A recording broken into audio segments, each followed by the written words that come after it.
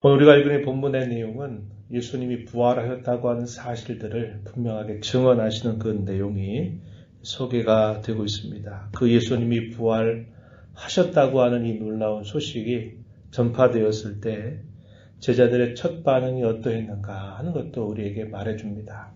그리고 마침내 부활하신 주님이 그들과 함께 하셨고 부활하신 주님이 하늘로 올라가시지만 그들의 곁을 떠나신 것이 아니라 그들과 함께하여서 예수 그리스도의 죽음과 부활을 전파하는 일을 계속적으로 감당하게 하셨다 하는 것, 그것이 오늘 우리가 읽은 이 16장에서 표현되고 있습니다.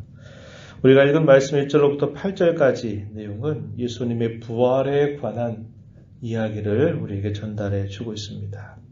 2절에 보면 안식일 후 이른 아침에, 오늘 본문에 보면 여인들 세 사람이 예수님의 무덤을 향해서 찾아갑니다. 그 찾아간 목적은 주님의 시신에 향품을 바르기 위한 목적으로 미리 향품을 준비해 둔 것을 가지고 가려고 했던 것입니다. 그들이 그렇게 말하죠. 누가 우리를 위해서 무덤을 닫고 있는 그 큰 돌을 굴려 주겠는가 하면서 그들이 이른 새벽에 예수님의 무덤 앞을 향해서 찾아가고 있습니다. 무덤에 도착하자마자 놀라운 광경이 펼쳐지죠. 그것이 뭐냐면 무덤의 문이 열려 있었다 하는 사실입니다. 그리고 그 무덤 속에 들어갔더니 흰 옷을 입은 한 청년이 오른편에 앉아있는 모습을 보게 된 것입니다. 그들은 예수님의 죽음 이후를 생각하지 못했어요. 주님의 죽음을 기리기 위한 목적을 가지고 그 무덤에 찾아갔습니다. 주님은 이 죽음 이후에 다시 살아나시겠다라고 하셨던 말씀을 하신 바와 같이 예수님은 이미 부활하신 상태였고 그 부활에 대한 증거를 한 흰옷을 입은 천사를 통해서 그들에게 분명하게 말씀해 주셨습니다. 이 흰옷을 입은 한 천사, 여기는 청년이로 표현되는데 그 천사가 그 여인들에게 들려준 말, 그것이 오늘 우리가 읽은 말씀에 보면은 6절에 표현되어 있습니다. 놀라지 말라. 너희가 십자가에 못 박히신 나사렛 예수를 찾는구나. 그가 살아나셨고 여기 계시지 아니하니라. 보라, 그를 두었던 곳이니라. 그 천사를 통해서 그들에게 들려주는 말씀, 놀라지 말아라. 두려움 가운데 휩싸여 있었던 그들을 향해서 안도난 말씀을 그들에게 전달해 주었고, 십자가에 못 박히신 나사렛 예수, 그분은 살아나셔서 여기 계시지 않는다. 그가 누이셨던 이 자리를 한번 보라. 이렇게 이야기를 건네게 됩니다. 그것을 본 여인들이 얼마나 그 광경이 놀랐는지 무서워하면서 어떤 말도 한마디도 뗄 수 없는 그런 상태였음을 이야기해주고 있습니다. 그 청년이 그 여인들에게 당부의 말을 전했던 내용이 소개가 되는데 그 내용이 우리가 읽은 말씀 7절에 보면은 이렇게 당부하죠. 그의 제자들과 베드로에게 찾아가서 이렇게 말하라는 겁니다. 예수께서 너희보다 먼저 갈릴리로 가신다. 전에 너희에게 말씀하신 것처럼 너희가 거기서 그분을 만나게 될 것이다. 이렇게 전하라 하는 메시지를 그들에게 전달해 주고 있습니다. 이 말씀은 우리가 며칠 전에 읽었던 말씀이죠. 십자가를 지시기 전날 제자들이 예수님을 배반하고 떠날 것이다 라고 하는 말씀을 하실 때 주님께서 함께 하셨던 말씀의 내용입니다. 내가 고난받아서 죽게 될 것이고 내가 사흘 만에 다시 살아날 것이다. 얘들아, 갈릴리에서 다시 만나자라고 하는 말씀을 예수님께서 며칠 전에 하셨습니다. 제자들이 불과 며칠 사이에 겪은 그 충격적인 일들로 인해서 그들은 이 예수님의 말씀을 까맣게 잊어버렸고 죽는 자리까지 함께 가겠다고 이야기했지만 결국 아무런 준비가 되지 못했던 제자들은 그 영적인 치열한 격전에 임하자마자 아무런 힘 한번 써보지 못한 채 무너져 내리고 말았던 것입니다. 그래서 주님의 곁을 떠나버리게 되었고 그 이에 대한 죄책감은 이루 말할 수가 없었던 것이죠. 주님이 먼저 그들을 향해서 또다시 상기시켜 주신 것이죠. 주님이 찾아가지 않으면 그 제자들이 스스로 주님께 나올 수가 없었을 것이에요. 우리가 어떤 큰 잘못을 범하게 됐을 때 그 잘못을 안고 내가 잘못했다고 말한다는 게 굉장히 어려운 겁니다. 그러한 그들을 향해서 주님은 끝까지 그들을 품어주시는 마음을 보여주셨고 주님 말씀하신 것처럼 우리 부활하신 이 예수님은 여러분보다 먼저 갈릴리로 가서 계실 것이다. 거기서 주님을 만나라고 이렇게 전달하는 이야기를 건네준 것입니다. 그런 말을 듣지만 이 여인들의 말 한마디가 떨어지지 않는 충격을 받았다고 이렇게 말해주고 있습니다. 이런 과정에서 막달라 마리아에게 부활하신 주님이 처음 나타나셨다라고 알려줍니다. 9절 말씀에 보면은 예수께서 안식구 첫날 이른 아침에 살아나신 후 전에 7 귀신을 쫓아내어 주신 막달라 마리아에게 먼저 보이셨다. 이렇게 말합니다. 이러한 광경이 있고 난 다음 이 막달라 마리아가 가서 제자들을 향해서 예수님이 다시 살아나셨다라고 하는 이런 증언을 전달합니다. 그러나 그 말을 듣고도 믿지 아니했다. 이렇게 표현하고 있습니다. 11절 끝에 보면은 이렇게 말하고 있죠. 너무나 충격을 받았고 너무나 깜짝 놀랐던 이 마리아는 예수님께서 다시 살아나셨다. 그가 말씀하신 대로 살아나셨다라고 증언을 하고 그 주님을 내가 분명히 뵙고 내가 말씀을 들었다라고 증언을 하지만 이 제자들은 그 말을 듣고도 믿지 않았다라고 이렇게 표현을 하고 있습니다. 그런 과정에서 예수님을 따랐던 제자들 가운데 2 사람이 자신들이 살던 고향 땅으로 돌아가고 있던 중에 다른 누가복음의 기록을 보게 되면 엠마오로 향하고 있었던 2 제자에게 예수님께서 다른 모양으로 나타나셔서 그들과 함께 동행을 하시고 그들과 함께 식사하는 자리까지 계시면서 그들에게 예수 그리스도의 부활을 다시 일깨워주는 말들을 하게 되면서 그들이 예수 그리스도 그분이 다시 살아나신 사실들을 알고서 그들이 가던 걸음을 돌이켜서 다시 예루살렘으로 향하는 내용들이 소개가 됩니다. 이 내용이 짤막한 내용들로 소개가 되고 있어요. 12절, 13절 이렇게 표현합니다. 13절에 보면 2 사람이 가서 남은 제자들에게 알렸다. 우리 곁에 어떤 한 사람이 나타나더니 그 사람이 구약에 있는 말씀으로부터 우리에게 말씀을 열어 가르치는데 우리의 마음이 뜨거워졌고 참으로 기뻤다. 나중에 알고 보니 그분이 바로 나사렛 예수 부활하신 주님이셨다. 이렇게 전달을 한 것입니다. 그러나 거기에 있었던 이 제자들은 그 말을 듣고도 역시 믿지 아니하였다. 이렇게 말하고 있습니다. 이 마가복음은 그 사실들을 여러 차례 강조하고 있는 거예요. 뭘 강조합니까? 분명히 부활하였다고 하는 사실을 증언자들을 통해서 들려주는데 그 제자들은 그 말을 듣고도 믿지 않았다. 그들의 불신앙에 대한 부분들을 여러 차례 표현하고 있다고 하는 것입니다.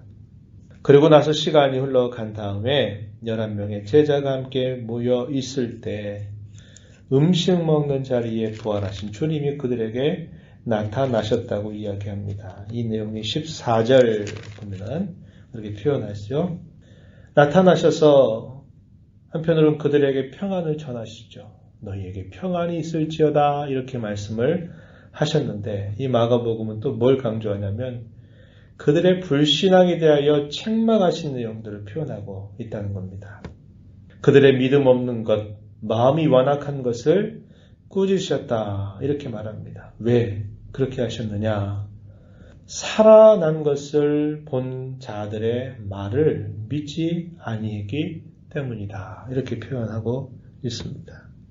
예수님의 부활에 관한 이 소식들을 여러 증인들을 통해서 들려주어도 그들의 마음이 완악해서 그 사실들을 받아들이지 못하고 믿지 않는 불신앙에 대해서 책망하시는 내용들이 소개가 되고 있는 것이죠. 그러한 제자들에게 끝까지 주님은 자신의 살아계심을 나타내시고 그들과 약 40여일 가까운 시간을 보내시게 되시죠. 그리고 난 다음에 이제 승천하시면서 그들에게 당부하시는 말씀 15절에 보니까 이렇게 말씀하십니다. 너희는 온 천하에 다니며 만민에게 복음을 전파하라 이렇게 말합니다. 복음을 전하라. 이 복음을 전하는 가장 핵심적인 메시지는 두 가지입니다. 예수님께서 우리의 죄를 위해서 우리의 죄를 대신해서 그분이 고난받아 죽으셨다. 예수님의 죽으심. 또 하나는 그 죽음으로 끝난 것이 아니라 이 사망의 권세, 죽음의 권세를 깨뜨리고 다시 부활하셨다. 이 사실을 복음의 핵심적인 내용으로 삼아서 너희는 온 천하에 다니면서 이 복음의 증인이 되도록 하여라. 이렇게 예수님께서 마지막으로 당부를 하시게 됩니다. 그러면서 그들에게 놀라운 권세를 주시는데 그 권세가 뭐냐면 복음의 권세입니다. 이걸 다르게는 천국의 열쇠라고도 표현할 수 있는 말이죠. 왜 그렇습니까? 그 복음을 믿고 받아들이는 사람, 세례를 받는 사람은 구원을 얻게 된다. 천국 문이 열리게 될 것이라는 겁니다. 그러나 그 말씀을 믿지 않는 사람은 정죄를 받고 영원한 심판을 받게 된다. 그래서 사망과 생명을 가르게 하는 그 권세가 그들이 전한 이 복음에 있다는 것을 분명하게 알려주면서 그 복음과 함께 능력이 동반될 것을 주님이 약속하시죠. 믿는 자들에게 이런 표적이 따를 것이다 라고 말씀을 하십니다. 귀신을 제어하는 것, 새로운 방언을 말하는 것, 병을 치유하는 것, 사람을 살리는 이런 기적들이 이 복음과 함께 동반될 것을 예수님께서 말씀을 하시게 됩니다. 그리고서 그 주님은 이제 하늘로 승천하시게 됩니다. 19절에 보면 이렇게 말하죠. 하늘로 올려지사 하나님 우편에 앉으셨다 이렇게 말합니다. 몸으로는 주님이 그들의 곁을 떠나 가시지만 놀라운 것은 그 다음 절에 보면 이렇게 말합니다. 떠나가심으로 그들 곁에 사라진 것이 아니었다는 거예요. 20절에 보니까 제자들이 나가서 그 복음을 전파할새 주께서 함께 역사하셨다. 그들의 곁에서 함께 하셨다. 이렇게 이야기합니다. 그 따르는 표적으로 말씀을 확실하게 증언하셨다. 이렇게 말하죠. 주님은 몸으로는 그들의 곁을 떠나가셨어요. 몸으로는 하늘에 계신 것입니다. 그러나 주님은 언제나 그들 곁에 함께 하시다고 하는 증거를 분명하게 보여주셨다는 겁니다. 놀라운 일이죠. 주님이 멀리 계신 것이 아니라 바로 그들의 삶의 현장 속에 그들의 복음을 전파하는 그 현장 속에 함께 하시다는 것을 분명하게 보여주셨다고 이야기해 줍니다. 1년의 이러한 내용들은 우리에게 뭘 보여주느냐. 예수 그리스도의 이 부활이야말로 어둠을 빛으로 바꿔주신 사건이었다. 아무 말 할 수 없었던 이 침묵을 기쁨의 찬양으로 바꾸어 주셨다. 두려움에 떨던 사람들에게 하나님을 향한 경외감으로 바꾸어 주셨고 절망과 탄식 속에 젖어 있는 사람들에게 참 소망과 즐거움으로 바꾸어 주셨다는 겁니다. 사망을 생명으로 바꾸어 주셨죠. 사탄의 날에 일생토록 종노라며 살던 사람들을 하나님 나라로 바꾸어 주시는 놀라운 일을 행해 주신 겁니다. 이게 예수 그리스도의 부활을 통해서 주신 모든 혜택들이라고 하는 것을 우리는 알게 되는 것이죠. 이렇게 큰 반전의 역사가 일어나게 되는데 필요한 시간은 불과 사흘이라고 하는 시간에 충분했다고 하는 것을 우리는 꼭 기억해야 합니다. 우리가 이 땅에 살면서 많은 어려움과 시련들을 겪어 다가갈 때가 있고 그런 공경을 만나게 될 때가 있지만 그 공경은 불과 짧은 시간에 지나지 않는다라는 것을 우리는 이걸 통해서 배우게 되는 것입니다. 예수 그리스도의 고난, 죽으심, 또 그 이후에 부활하신 이 사실들은 교회와 성도가 이 땅에서 당하는 그 시련이 잠시 잠깐이라고 하는 것을 보여주고 어떠한 고난과 역경과 시련이 있다 할지라도 그것을 능히 이겨낼 수 있는 힘이 믿는 자들에게 공급된다고 하는 것을 분명하게 보여주는 것입니다. 그래서 우리는 이 예수님의 이 부활을 통해서 어떠한 시련과 공경도 이겨나갈 수 있는 힘을 공급받을 수 있다는 것을 우리는 확신하면서 우리에게 닥친 어려움들을 잘 극복해가는 자세를 가져야 하겠다는 겁니다. 믿지 않는 제자들, 그들의 마음이 완악해서 그 사실들을 듣지만 여전히 불신하고 있는 그들을 향하여 주님은 그들을 버리지 아니하시고 그들에게 분명한 증거들을 통해서 다시 회복시키셔서 그들의 삶의 방향을 잃어버렸던 그들에게 그들이 남은 생에 무엇을 위하여 살 것인가 하는 것을 또다시 일깨워 주시고 그들의 곁에서 끊임없이 힘을 북돋아 주시는 일을 행하셨습니다. 그것이 뭐냐? 하나님의 나라를 전하는 것이고 복음을 전하는 증인으로 삶을 살아가는 데 있다라는 것을 분명하게 말씀해 주셨습니다.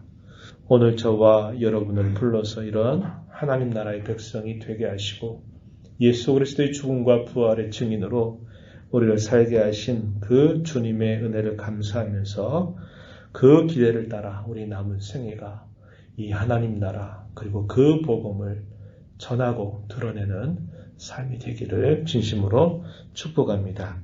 하나님 아버지 감사합니다. 2000년 전 사망의 권세를 깨뜨리시고 다시 부활하신 주님, 그 부활의 첫 시간을 맞는 이 새벽 시간에 또다시 저희들을 모아주셔서 주님의 부활의 소식을 다시 한번 살펴보게 하시고 그 주님의 부활 때문에 어둠에서 생명으로 절망과 슬픔에서 희망과 기쁨으로 바꿔주시고 사탄의 나라에 종노릇하며 살았던 저희들을 하나님의 나라의 백성이 되게 하신 그 귀한 은혜를 또다시 생각하게 하시고 또 이렇게 주 앞에 서게 하신 것 참으로 감사드리옵나이다. 이러한 부활의 은혜로 말미암아 어떠한 역경도 시련도 능히 이겨나갈 수 있는 힘을 끊임없이 공급받아 살게 하신 것을 감사드리고 저희들의 남은 생의 삶에 의미 없이 목적 없이 그저 그럭저럭 살아가는 삶이 아니라 남은 생애를 통해서 하나님의 나라와 그 복음을 전하는 증인으로 살아가도록 저희들의 삶을 날마다 새롭게 해주시기를 원하옵고 바라옵나이다. 저희들이 하는 이 모든 일을 통해서 하나님의 영광이 드러나게 하시고 주님의 나라가 확장되고 건설되는 놀라운 역사를 이루어 주시기를 간절히 바랍니다. 오늘도 이 새벽 시간에 주의 은혜를 삼하고 나온 모든 심령들을 주께서 기뻐 받아 주시고 풍성한 은혜를 더하여 주셔서 늘 살아계신 주님과 평생토록 동행하며 주께 영광이 되는 삶이 되도록 은혜를 더하여 주옵소서. 은혜의 보호자 앞에 나와 간구하는 모든 심령들에게 은혜를 베풀어 주시길 원하옵고 예수님 이름으로 기도하옵나이다. 아멘.